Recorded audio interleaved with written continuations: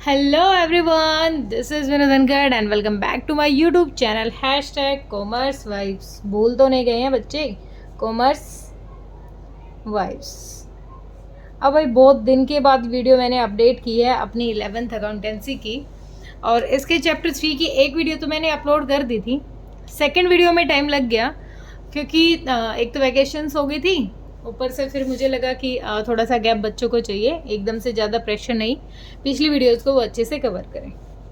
अच्छा भाई, एक रिक्वेस्ट है उनके लिए जिन्होंने अब तक चैनल पे आके वीडियो देख ली हैं लेकिन मेरे चैनल को सब्सक्राइब नहीं किया है, तो प्लीज़ बेटा रिक्वेस्ट है आपसे, मेरे चैनल को प्लीज़ सब्सक्राइब करें और आप बेल आइकन को भी प्रेस करें ताकि जितने भी वीडियोज़ मैं डालूँ उनकी नोटिफिकेशन आपको मिल जाए। आज हम डिस्कस करेंगे अकाउंटिंग प्रिंसिपल्स। अकाउंटिंग प्रिंसिपल्स होते क्या है, मैंने बताया था, set of rules. Theory class अपनी हो गई थी। तो जो अकाउंटिंग स्टैंडर्ड्स हैं वो कौन इशू करता है? उनको इशू करता है the institute of chartered accountant. लेकिन हम अकाउंटिंग स्टैंडर्ड नहीं पढ़ रहे हैं, हम पढ़ रहे हैं अकाउंटिंग प्रिंसिपल्स। तो अकाउंटिंग प्रिंसिपल्स के बारे में ज़्यादा थ्योरी के ऊपर टाइम वेस्ट नहीं करेंगे, बस ये देखना है हमें कि ये क्या है। ये एक यूनिफॉर्म सेट ऑफ रूल्स है जिसमें रूल्स दे रखे कि अकाउंटिंग कैसे करनी है। ये मैन मेड है, इंसान नहीं बनाया, भगवान नहीं दे के गया था हमें। ये फ्लेक्सिबल है, डायनेमिक है, मतलब जो अकॉर्डिंग टू टाइम चेंज हो जाते हैं। जर्नली एक्सेप्टेड, इनको जर्नली एक्सेप्ट कर लिया गया है। ये नहीं है कि भाई ये कहीं फिक्स बनाए थे, इनको जो रेगुलर प्रैक्टिस थी उसके अकॉर्डिंग क्या कर लिया गया है, एक्सेप्ट कर लिया गया है। आप देखो इनकी ऑब्जेक्टिविटी क्या होती है, ट्रू और फेयर रिजल्ट हो। रिलीवेंस क्या होता है, हमने पढ़ा था ना कि जो इन्फॉर्मेशन हो यूज़र के लिए वो कैसी हो, यूज़फुल हो। ठीक है, इसकी ज़रूरत क्या है ये भी हमने पढ़ लिया था। अब जो आज डिस्कस करेंगे, हम यहाँ से डिस्कस करना शुरू करेंगे। यहाँ से जो हमारे अकाउंटिंग कॉन्सेप्ट और अजम्पशंस और अकाउंटिंग कन्वेंशन, अकाउंटिंग कन्वेंशन की अलग वीडियो डालूंगी। आज हम पढ़ेंगे अकाउंटिंग कॉन्सेप्ट्स और अजम्पशंस। अजम्पशंस मतलब जिनको अज्यूम किया हो। अब देखो, जब हम अकाउंटिंग करते हैं तो अकाउंटिंग का मतलब क्या होता है, चीज़ों को रिकॉर्ड करना। अब जो रिकॉर्ड कर रहे हैं, जो हम रिकॉर्डिंग कर रहे हैं, वो किस तरीके से होनी चाहिए रिकॉर्डिंग, क्या जितने भी बिजनेसमैन है, जितनी भी ऑर्गेनाइजेशन है, सबको वो फॉलो करनी चाहिए या नहीं, तो वो सारी की सारी चीज़ें हम अभी कवर करेंगे कि जो एक बिजनेसमैन है, बिजनेस स्टार्ट कर रहा है, तो उसके जो अकाउंटिंग प्रिंसिपल्स हैं वो कौन कौन से फॉलो करेगा। As per accounting standard 1, accounting standard 1, accounting standard कौन बनाता है? आईसीएआई बनाता है। ठीक है, वो उसके अकॉर्डिंग आईसीएआई हमें इशू करके देता है। तो अब हम जो फंडामेंटल अकाउंटिंग कॉन्सेप्ट है उसमें फर्स्ट कॉन्सेप्ट के बारे में पढ़ रहे हैं, गोइंग कंसर्न कॉन्सेप्ट। सेकंड अपना हो जाएगा कंसिस्टेंसी, थर्ड हो जाएगा एक्रूअल कॉन्सेप्ट। अब बाकी ये भी अदर जो है हमारे, ये भी डिस्कस इसी वीडियो में करेंगे। तो पहले डिस्कस कर लेते हैं, टोटल 11 है। फर्स्ट है अपना गोइंग कंसर्न। क्या? Going concern. इस कॉन्सेप्ट के अकॉर्डिंग हम क्या अज्यूम करते हैं? हम अज्यूम करते हैं कि जो हमारा बिजनेस है विल कंटिन्यू, वो कंटिन्यू रहेगा for a long period in the future. हम क्या अज्यूम करते हैं, जब भी कोई बिजनेसमैन, कोई एंटरप्रेन्योर अपना बिजनेस शुरू कर रहा है तो वो ये सोच के कभी नहीं चलता कि भाई चलो 1 साल चल जाए फिर मैं बंद कर दूंगा, 2 साल चल जाए मैं बंद कर दूंगा। नहीं, वो क्या सोच के चलता है, जब भी कोई ओनर पैसा लगा के कहीं बैठा है और कोई बिजनेस शुरू कर रहा है तो वो सोचता है, वो क्या अज्यूम करता है कि जो उसका बिजनेस है वो एक लंबे पीरियड तक कंटिन्यू रहे, चलता रहे, उसकी लाइफ क्या हो, लॉन्ग लाइफ हो। ठीक है, गोइंग कंसर्न कॉन्सेप्ट हमें कहता है कि जो हमारा बिजनेस है, एक बिजनेसमैन अज्यूम करेगा कि जो इसका बिजनेस है वो कंटिन्यू रहे लॉन्ग पीरियड के लिए। ठीक है, अब लॉन्ग पीरियड के लिए है तो हमें अपनी जो बुक्स ऑफ अकाउंट में रिकॉर्डिंग भी करनी पड़ेगी। ठीक है, सारी चीज़ें रिकॉर्ड करेंगे, हम अपने फिक्स्ड एसेट्स को भी रिकॉर्ड करेंगे उनकी ओरिजिनल कॉस्ट पर, उनको डेप्रिसिएशन भी लगाएंगे। ठीक है, और इसमें हम मार्केट वैल्यू को कभी इन्वॉल्व नहीं करते, ये एक लिमिटेशन भी है। इसमें ज़्यादा नहीं सोचना है हमें। चलो ये नीचे वाली चीज़ें छोड़ो, सिर्फ क्या पढ़ना है, क्या लाइन पकड़नी है, हमें लाइन पकड़नी है। As per this concept it is assumed that the business will continue to exist for a long period in the future. कोई भी बिजनेसमैन जब बिजनेस स्टार्ट करता है तो वो क्या अज्यूम करेगा, वो अज्यूम करेगा कि उसका जो बिजनेस है वो लॉन्ग पीरियड तक चलता रहे। गोइंग कंसर्न कॉन्सेप्ट हमें क्या बताता है कि जो बिजनेस स्टार्ट कर दिया गया है उसकी लाइफ क्या हो, लॉन्ग पीरियड हो। ठीक है, बाकी इसको आप ज़्यादा इसमें पढ़ोगे तो और अच्छे से क्लियरिटी आएगी, लेकिन बात सिर्फ इतनी ही है कि गोइंग कंसर्न कंसेप्ट हमें क्या कहता है कि जो बिजनेस की लाइफ है वो कैसी हो, लॉन्ग पीरियड। आगे है कंसिस्टेंसी। अब कंसिस्टेंसी का क्या मतलब है? अब हमने ये तो देख लिया कि बिजनेस है वो लॉन्ग पीरियड के लिए चलेगा। ठीक है, अब ये वाला कॉन्सेप्ट क्या कहता है? ये वाला कॉन्सेप्ट कहता है कि यहाँ पर जो मेथड्स हमने यूज़ किए हैं ईयर टू ईयर उनमें कंसिस्टेंसी बनी रहे, from one year to another year. मतलब जिस मेथड से, जिस तरीके से हमने अपने जो बुक्स ऑफ अकाउंट्स रेडी किए हैं, जो अपनी फाइनेंशियल स्टेटमेंट रेडी की हैं, जैसे अपना जो पीएनएल है, प्रॉफिट एंड लॉस है, या फिर हमारी जो बैलेंस शीट है, ठीक है, वो जिस साल स्टार्टिंग में जो हमारी अकाउंटिंग पॉलिसीज़ हम फॉलो कर रहे थे उन्हीं को क्या करें, उन्हीं को क्या रखें, हम एक जैसे मेथड से अपने अकाउंट्स प्रिपेयर करें। एक साल से अगले साल तक सेम मेथड्स अगर यूज़ करेंगे हम, तो कहीं ना कहीं जब मैनेजमेंट को कंपेयर करना होगा, अगर वो प्रॉफिटेबिलिटी कंपेयर करेगी, अगर वो फाइनेंशियल पोजीशन कंपेयर करेगी, प्रॉफिटेबिलिटी किससे कंपेयर की जाती है? प्रॉफिटेबिलिटी कंपेयर की जाती है पीएनएल से, प्रॉफिट एंड लॉस से। ठीक है, और जो पोजीशन बताता है, जो फाइनेंशियल स्ट्रेंथ बताएगा, पोजीशन बताएगा, वो बताती है हमारी बैलेंस शीट। ठीक है, तो अगर हम year to year same method use कर रहे हैं, एक ही तरीके से अपने रूल्स रेगुलेशन फॉलो करके अकाउंट जो अपने रिकॉर्ड बना रहे हैं, जो रिकॉर्डिंग कर रहे हैं, अपने जो फाइनेंशियल स्टेटमेंट बना रहे हैं, अगर वो एक जैसी कंसिस्टेंसी होगी तो क्या फ़ायदा होगा? जो मैनेजमेंट है या फिर जो इंटरनल और एक्सटर्नल यूज़र हैं, दोनों के लिए फ़ायदा है। वो क्या करेंगे? उनके लिए कहीं ना कहीं कंपेयर करना, जब हम कंपेयर करते हैं अपनी फाइनेंशियल स्टेटमेंट को, तो वहाँ क्या रहता है, उनको ईजी रहता है। ठीक है, इसमें जो एग्जाम्पल दे रखा है वो चलो आप पढ़ लेना, ये नहीं बताऊंगी ज़्यादा। मतलब इसमें दे रखा है कि अगर डेप्रिशिएट कर रहे हो और सिंगल लाइन मेथड यूज़ कर रहे हो तो वो सेम ही चलने दो डेप्रिशिएशन पे। ठीक है, या फिर वैल्यूएशन ऑफ स्टॉक में जो मेथड आप यूज़ कर रहे हो वो सेम चलने दो, क्योंकि उससे क्या रहेगा, उससे हमें पता चल जाएगा कि लास्ट टाइम के कंपेयर में अब की बार हमने कितना प्रॉफिट कमाया है। और अगर अब हम मेथड चेंज करेंगे तो कहीं ना कहीं प्रॉफिट में भी क्या होगा, अप डाउन हमारा हो जाए। ठीक है, कंसिस्टेंसी क्या कहता है कि जो मैथडोलॉजी हम यूज़ करें वो ईयर टू ईयर एक जैसी हो। ठीक है, थर्ड है एक्रूअल कॉन्सेप्ट। बहुत ही अच्छा जो वर्ड है एक्रूअल कॉन्सेप्ट, ये हमें समझना चाहिए। मोस्टली जो अकाउंटिंग की जाती है वो एक्रूअल बेसिस पे ही की जाती है। दो तरीके के बेसिस होते हैं हमारे, एक होता है कैश बेसिस और एक होता है एक्रूअल। एक्रूअल का मतलब क्या होता है? जब हम रिकॉर्डिंग कर रहे हैं in accounting, accrual basis is use for recording transactions.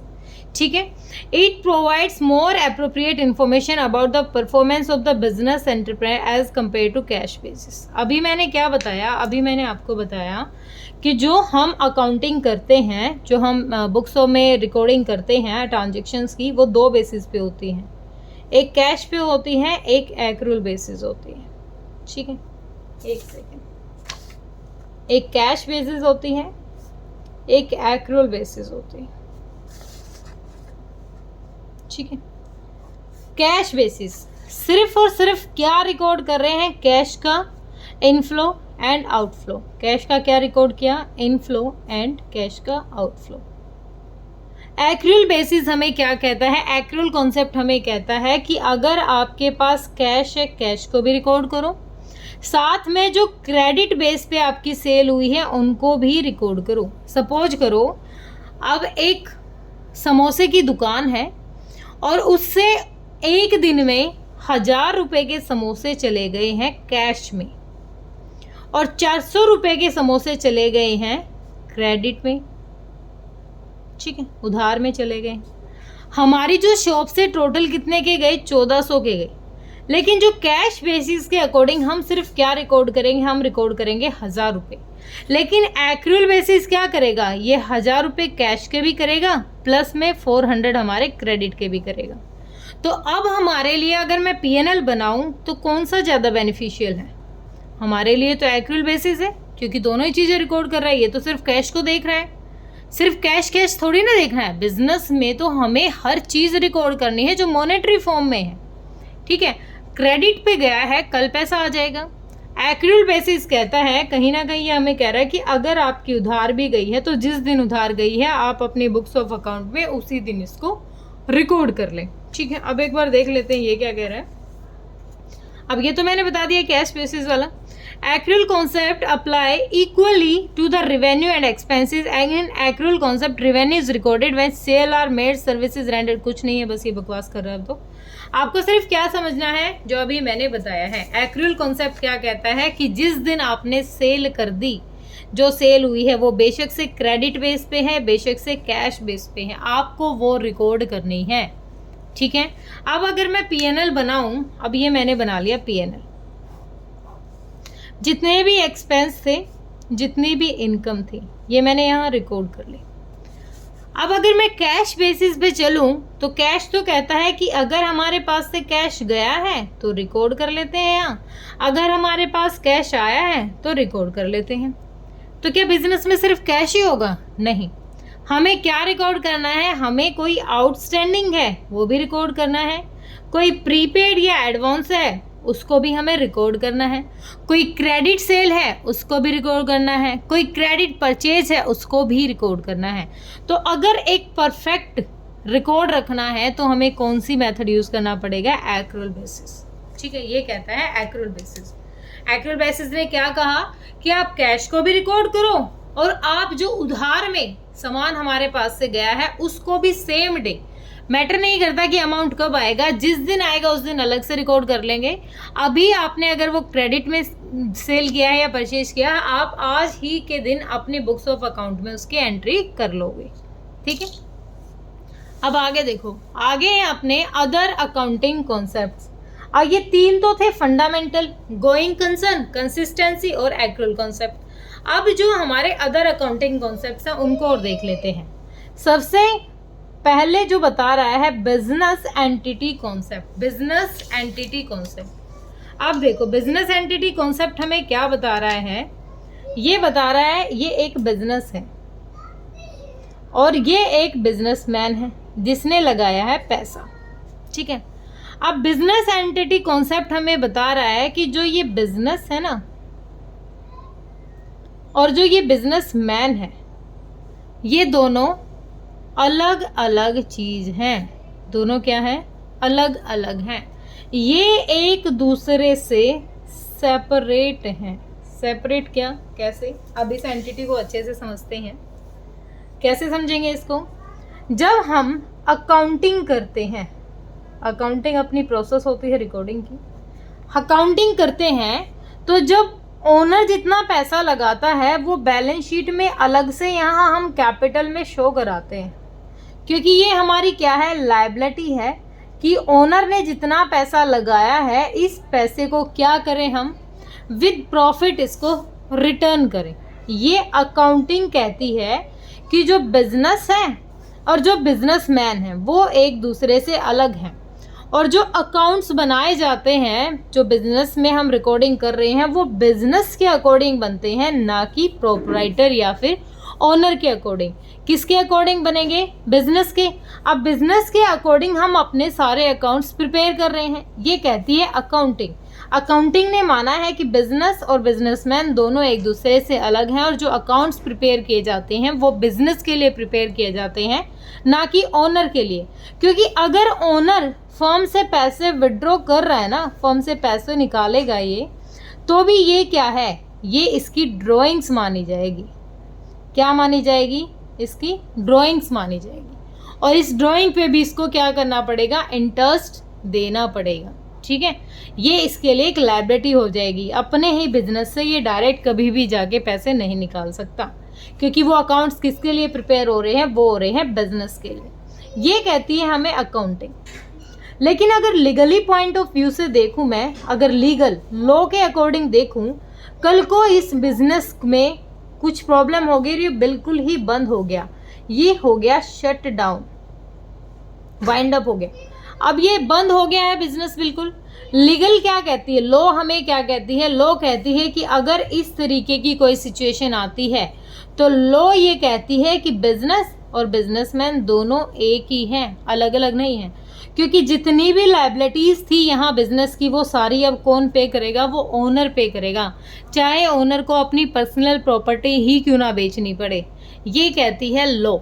ठीक है, लेकिन अकाउंटिंग कहती है कि प्रोपराइटर या ओनर है अलग और बिजनेस है अलग। ये होता है हमारा business entity concept. Hope clear हुआ होगा अच्छे से।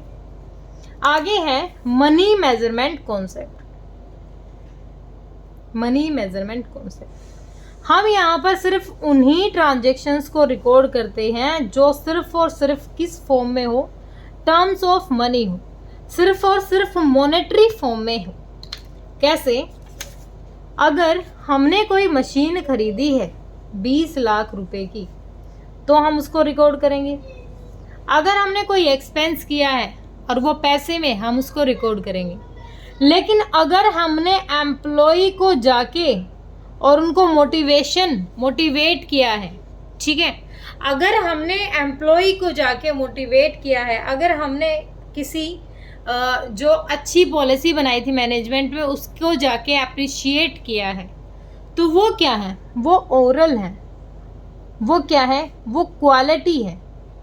क्वालिटेटिव चीज़ों को इसमें रिकॉर्ड नहीं किया जाता, बल्कि किसमें किया जाता है, क्वांटिटिव। ठीक है, सिर्फ और सिर्फ मॉनेटरी फॉर्म में क्वालिटी, ये एक लिमिटेशन है, एक लिमिटेशन है किसकी, अकाउंटिंग की, कि ये क्वालिटी कभी नहीं देखता। ये सिर्फ उसी चीज़ को रिकॉर्ड करता है जो मॉनेटरी फॉर्म में हो। ठीक है, ये तो बिल्कुल ही बेसिक था, इसके तो बहुत सारे आप एग्जाम्पल ले सकते हो। ठीक है, जैसे कोई एम्प्लॉय बीमार हो गया है, उसको कैसे रिकॉर्ड करेंगे, नहीं कर सकते। आगे है accounting period concept.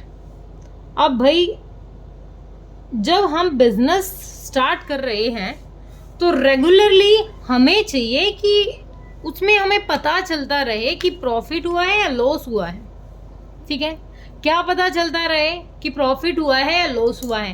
Time to time क्या करें, हम उसको एनालिसिस करके देखें या फिर एक लास्ट रिजल्ट निकाल के देखें कि कुछ ऐसा टाइम पीरियड हो, एक फिक्स टाइम पीरियड हो, जिस टाइम पर हमें पता चले कि कितनी जो हमारी फर्म है उसकी ग्रोथ हुई है, उसकी नेट सेल्स क्या है, उसका टर्नओवर क्या है, या उसका टोटल प्रॉफिट था क्या। वो चीज़ें कैलकुलेट करनी है हमें। उसके लिए एक पर्टिकुलर अकाउंटिंग पीरियड भी तो होना चाहिए। जैसे हमारा इनकम टैक्स लॉ कहता है कि जो हमारा अकाउंटिंग पीरियड होगा ना, वो 1 अप्रैल टू 31 मार्च रहेगा। अगर कोई फॉरेन कंपनी है तो उसका चेंज हो जाएगा। ठीक है, अब कोई भी जो बिजनेसमैन है, वो जो अपना अकाउंट्स बनाता है ना, तो वो कब से कब बनाता है, वो 1 अप्रैल टू 31 मार्च के लिए बनाता है। 31 मार्च को उसने बनाई बैलेंस शीट। अब ये क्यों बनाई, क्योंकि यहाँ तक का इस टाइम पीरियड, इस 12 महीने के अंदर में जितनी ग्रोथ हमारे बिजनेस की हुई है, उसका हमें पता लग जाए। एक पर्टिकुलर, ऐसे नहीं कर सकते कभी 6 महीने का निकाल लिया, कभी 7 महीने का, कभी 13 महीने का, ऐसे कभी भी बिजनेस नहीं चलते। एक प्रॉपर टाइम पीरियड हर बिजनेस को फॉलो करना पड़ता है। और जो क्या माना गया है, हमारा अकाउंटिंग पीरियड माना गया 1 अप्रैल टू 31 मार्च। ओके, आगे है, क्लियर हुआ होगा ये भी। आगे है कॉस्ट कॉन्सेप्ट और हिस्टोरिकल कॉस्ट कॉन्सेप्ट। अब ये क्या कहता है, ये हमें कह रहा है कॉस्ट कॉन्सेप्ट, जो बिजनेस हम बनाते हैं ना, जो बिजनेस शुरू करते हैं, उस टाइम जितने रुपए की मशीनरी खरीदी है, जितने की बिल्डिंग गई है, लैंड खरीदी थी और कुछ इक्विपमेंट थे, ठीक है, उनका प्राइस चाहे मशीन का लगा लो 2 लाख है, बिल्डिंग खरीदी 10 करोड़ लग गए थे हमारे, लैंड पे भी हमारे 15 करोड़ लग गए थे, 15 लाख सॉरी। इक्विपमेंट भी अपने आ गए थे, 2-3 लाख के आसपास आ गए थे। ठीक है, ये एक कॉस्ट आई थी स्टार्टिंग में जब हमने खरीदा। अब क्या कहती है अकाउंटिंग, ये कॉन्सेप्ट हमें कहता है कि भाई आपने इस वैल्यू को रिकॉर्ड किया है। अब चाहे मार्केट में इस मशीन की कितनी भी वैल्यू हो गई है, ये आपके लिए कोई फर्क नहीं पड़ेगा इस बात से। आपको क्या ध्यान रखना है, आपको ध्यान रखना है कि बुक्स वैल्यू जो है उसी के अकॉर्डिंग हमेशा हमें रिकॉर्डिंग करनी है। पास्ट में जिस अमाउंट से रिकॉर्डिंग हुई है बस वही हमारे लिए है। अब मार्केट में वैल्यू चाहे उसकी 50 लाख बढ़ गई हो, हमें कोई फ़र्क नहीं पड़ता इस बात पे। हम सिर्फ अपने हिस्टोरिकल कॉस्ट के अकॉर्डिंग अकाउंटिंग करेंगे। अगर मशीनरी को डेप्रिशिएट करेंगे तो इसी अमाउंट से करेंगे, ना कि जो अब इसका अमाउंट बढ़ के 4 लाख हो गया है मार्केट में उस पे नहीं। हमें क्या देखना है, जिस अमाउंट से हमने वो स्टार्टिंग में खरीदी थी, जो हमारी बुक्स ऑफ अकाउंट में सबसे पहले रिकॉर्ड हो चुकी है, बस उसी के अकॉर्डिंग हमें काम करना है। हमें जो मार्केट वैल्यू में चेंज आया है उससे कोई फ़र्क नहीं पड़ता। और ये एक लिमिटेशन है, ये भी एक लिमिटेशन है हमारी कि हम मार्केट वैल्यू नहीं देखते। हम क्या देखते हैं, हमारे लिए मैटर करता है कि जिस अमाउंट से हमने वो खरीदी थी उसी को क्या करें, हम उसी से आगे उससे रिलेटेड जितने भी अकाउंटिंग प्रोसेस है वो करें। ठीक है, ये था हिस्टोरिकल कॉस्ट कॉन्सेप्ट। आगे है ड्यूल एस्पेक्ट कॉन्सेप्ट। ये हमें कहता है कि जब भी कोई ट्रांजैक्शन रिकॉर्ड की जाती है, कोई भी ट्रांजैक्शन जब रिकॉर्ड होती है तो वो ड्यूल एस्पेक्ट होती है। मतलब वो कहीं ना कहीं जब अफेक्ट करेगी वो 2 अकाउंट पे जरूर अफेक्ट करेगी। ठीक है, कैसे 2 अकाउंट पे कैसे करेगी। अब मैंने कोई मशीन खरीदी है, सेम वही कोई मशीन खरीदी 2 लाख रुपए की, यहाँ एसेट बढ़ गई मेरे पास, और जब ये खरीदी तो कैश गया मेरे पास से। ठीक है, कैश घट गया है, एसेट घट भी गई, एसेट बढ़ भी गई। ड्यूल एस्पेक्ट का मतलब क्या होता है कि जब भी अगर हमने कहीं जैसे लोन ले लिया हमने, और लोन लिया 20 लाख रुपए का, ठीक है, अब वो लोन उठाया, हमारे पास पैसा आ गया, लेकिन एक लायबिलिटी इंक्रीज हो गई कि इन फ्यूचर वो पे करना है, एक लायबिलिटी बढ़ गई। ड्यूल एस्पेक्ट होता है और एक बिल्कुल बेसिक अकाउंटिंग इक्वेशन है, ये हमेशा ध्यान रखनी चाहिए हमें। अगर हमें एसेट निकालनी है तो लायबिलिटी प्लस कैपिटल। कैपिटल क्या होता है, जो ओनर ने पैसा लगाया है।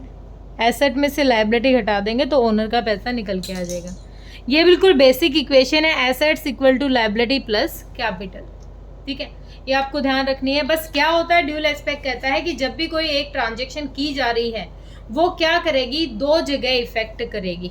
ठीक है, एक जगह वो क्या करेगी, हो सकता है कि वो लायबिलिटी इंक्रीज करे, एक साइड क्या करेगी, वो एसेट इंक्रीज करेगी। अब अगर मैंने कोई अपनी लायबिलिटी पे ऑफ की है, लायबिलिटी पे की है, कोई लोन ले रखा था और वो मैंने उसकी पेमेंट की है, अब मेरे पास से कैश चला जाएगा जब मैंने पेमेंट की थी, और लायबिलिटी मेरी क्या हो जाएगी, घट जाएगी। तो ये होता है ड्यूल एस्पेक्ट कि एक साथ 2 जगह वो क्या करती हैं, अफेक्ट करती है। ठीक है, क्लियर हुआ, बिल्कुल बेसिक था ये तो। अब आगे देखो, यहाँ बच्चे थोड़े से उलझ जाते हैं।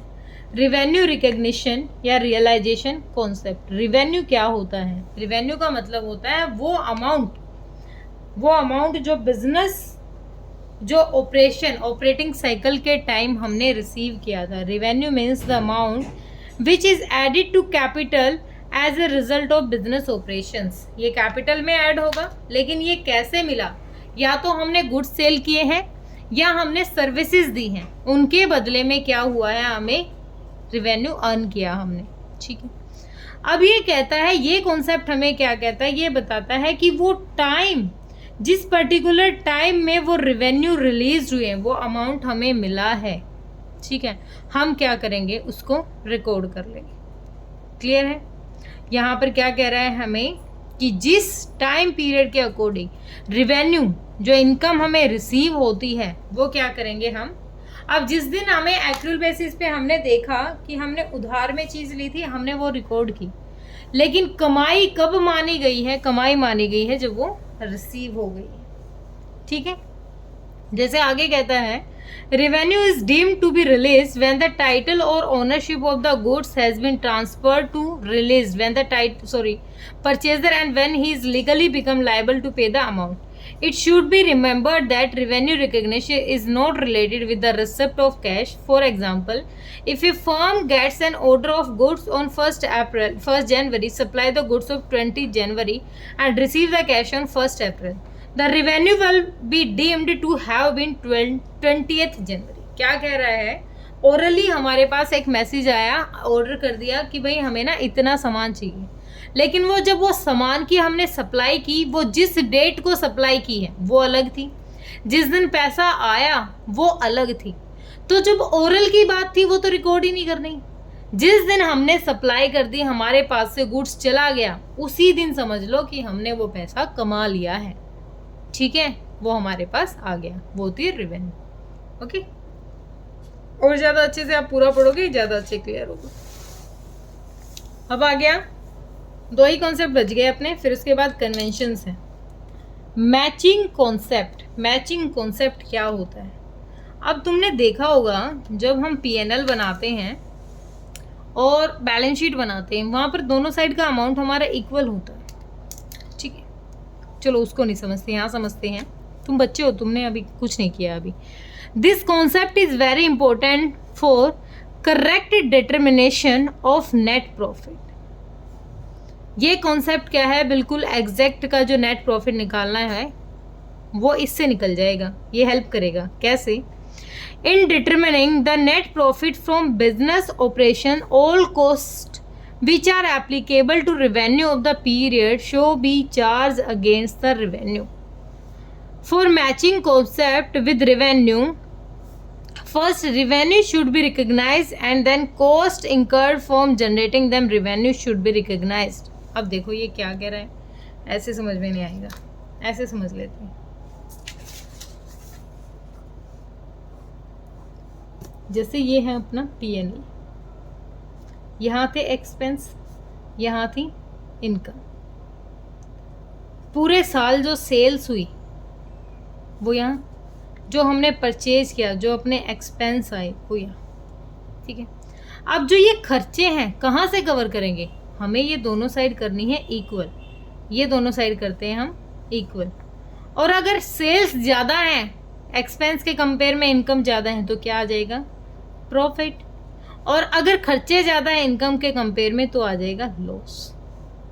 अब जितने भी खर्चे हुए हैं वो कहाँ से लिए हमने, किसके अगेंस्ट चार्ज किए हैं? यहाँ इनके अगेंस्ट. इन्हीं से तो पूर्ति की है, कैपिटल में से तो नहीं निकाला हमने वो पैसा. हमने क्या किया, जो रेगुलर हमारी सेल्स हुई थी और जो हमने खर्चे किए हैं, उन खर्चों को कहाँ से कवर किया? इनकम से. ठीक है, और फिर बाद में हमारा प्रॉफिट निकला है. प्रॉफिट तो तभी निकलेगा ना जब हमने इनकम एक्सपेंस एक साइड रख लिए हैं, और अगर हमारी इनकम ज़्यादा है एज कंपेयर टू एक्सपेंसेस तो हमारा प्रॉफिट है, और एक्सपेंस ज़्यादा है इनकम से तो हमारा लॉस है. ये दोनों साइड क्या करेंगे? दोनों साइड रखेंगे इक्वल और बैलेंसिंग फिगर करके अमाउंट निकालते हैं. ये हम बैलेंसिंग फिगर करके जो आएगा वो लॉस या प्रॉफिट हमारा निकल जाएगा. ये कहता है मैचिंग कॉन्सेप्ट. आगे है ऑब्जेक्टिविटी कॉन्सेप्ट. मेन ऑब्जेक्ट होता है जो अकाउंटिंग का, कि जब हम अकाउंटिंग तैयार करते हैं तो जो अकाउंटिंग, जो फाइनेंशियल स्टेटमेंट हमारे पास रेडी होती है वो फ्री फ्रॉम बायस होनी चाहिए, फ्री फ्रॉम पर्सनल बायस होनी चाहिए. मेन ऑब्जेक्ट होता है उसको, वो बिल्कुल ट्रू एंड फेयर होनी चाहिए, वेरीफाइबल होनी चाहिए, अच्छे से यूजफुल होने चाहिए, अंडरस्टेबल होने चाहिए. ठीक है, कंपेरेबल होनी चाहिए, रिलेवेंस होनी चाहिए, रिलायबल होनी चाहिए. ये होता है ऑब्जेक्टिविटी कॉन्सेप्ट, जो हमें बताता है कि जो अकाउंटिंग हम कर रहे हैं, जो अकाउंटिंग इन्फॉर्मेशन हम प्रोवाइड करवा रहे हैं लास्ट में, वो कैसी होनी चाहिए. उसमें कोई भी एरर नहीं होना चाहिए, वो फ्री फ्रॉम एरर होनी चाहिए, वो फ्री फ्रॉम बायस होनी चाहिए. उसमें किसी भी तरीके की हमें कोई ऐसी कमी ना दिखे कि जो पार्टीज़ इंटरेस्टेड हैं उनको प्रॉब्लम आए, उसको समझने में, उसको अंडरस्टैंड करने में, उसको कंपेयर करने में. किसी भी तरीके की जो प्रॉब्लम है वो थर्ड पार्टी या मतलब इंटरनल और एक्सटर्नल दोनों यूज़र को वो क्या प्रॉब्लम क्रिएट ना करे, ये होता है ऑब्जेक्टिविटी। ठीक है, नेक्स्ट वीडियो में करेंगे अपना कन्वेंशन। तो होप यहाँ क्लियर हुआ होगा। किसी बच्चे का डाउट है तो बेटा कमेंट सेक्शन में डालिए। और दोबारा से कह रही हूँ, अगर आप मेरे चैनल पे नए हैं तो प्लीज़ मेरे चैनल को भी आप सब्सक्राइब कीजिए। ठीक है, थैंक यू सो मच बेटा।